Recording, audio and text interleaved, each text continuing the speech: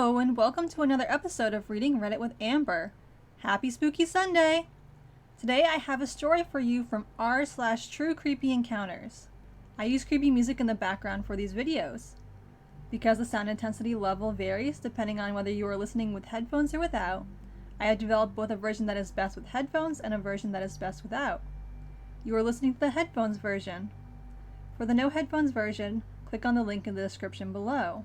Our story today is called Hunted on the Appalachian Trail. The scariest night of my entire life was a close encounter with a later confirmed murderer when I was camping with my boyfriend in the mountains. It ended with us running for our lives down the mountain in the pitch black, clutching knives and a hammer for self-protection. It was the end of 2018, our first getaway together as a couple. We went to the Appalachian Trail in Virginia. We were naive.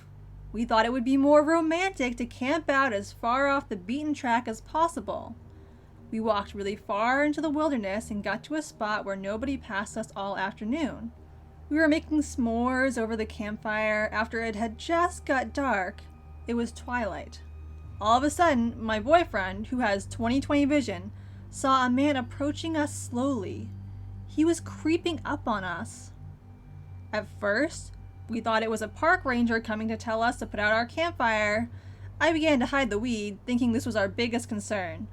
My boyfriend called out to him, "Hey, can I help you?" We thought it was weird. He didn't have any kind of light on him. He didn't have any camping bag. Nothing for camping. Why was he out here so far with no camping gear at night? With no light? He sped up after my boyfriend called out and came right at him. He had this strange look in his eyes. The look was absent, blank, and weird. He didn't answer my boyfriend. He just kept walking right at him. Red flags going off at this point. When my boyfriend realized it wasn't a park ranger, he quickly put his hand in his pocket where he had a concealed knife. He made it clear he had a weapon. It was only after my boyfriend did this that the guy acknowledged us. He said something weird. "Oh, I was just wondering if y'all were having a party."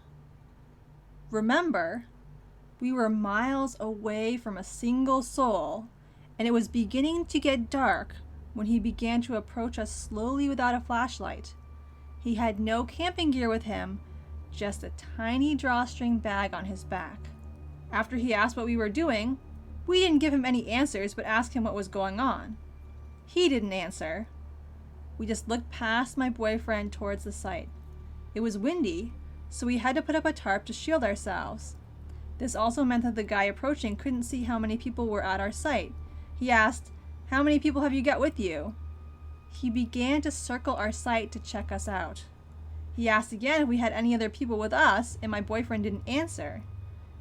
He carried on, circling around our camp. Now, bear in mind, we had set up our camp on this crazy steep hill. It was the only spot for miles that was possible to put a camp. However, he told us that he was going to set up a camp nearby. He proceeded to walk off in the direction straight up the hill. We knew for a fact he couldn't put a campsite there because of the terrain. Remember, he had no light and no bag with camping gear. Nothing. We were silent. We listened to his footsteps on the leaves as he walked up the hill in this direction completely off the path. He walked for about 30 seconds, and then his footsteps stopped completely.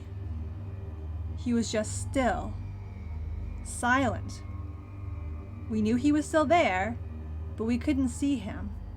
It was dark. At this point, I was freaking out. I didn't want to seem scared in front of my boyfriend. We had to talk about whether we needed to leave. My boyfriend handed me a knife and said that if anything happens to him, I should run. At this point, I knew it wasn't just me freaking out unnecessarily. He said we needed to get out of there and to just grab the essential items. I was scared that he was about to shoot us dead. Later on, when I told my boyfriend this, he said no. This is the type of guy who would probably prefer to stab his victims to death. We began to walk, or run, down the trail in the pitch black with our lights off, for at least a mile. My boyfriend looked back to see the man staring at one point. He ran behind me to protect me. This experience stuck with me. I still can't think of a rational or non-menacing reason why this guy was there that night. I've tried. Now, this was at the end of 2018, but my boyfriend, now husband, and I were remembering it last night. I decided to type into Google if there had been any murders in the same place around the same time. There was. A few months after our incident on the same trail, a man approached some hikers at twilight as it was getting dark. He behaved in an aggressive manner before stabbing a man to death with a 17-inch knife. A woman he was with ran for her life down the trail. Finally, she raised her hands in surrender and he began to stab her. Somehow, she managed to get away. The killer carried on wandering the trail and shouted out to other campers to give him a flashlight. They didn't, thank goodness. All of these details are the same as the guy who approached us. Same age, same eyes, same lack of flashlight, same time to approach us, twilight, same look, same place. The more articles I read, the more I realized this guy had been roaming the trails harassing hikers for a while.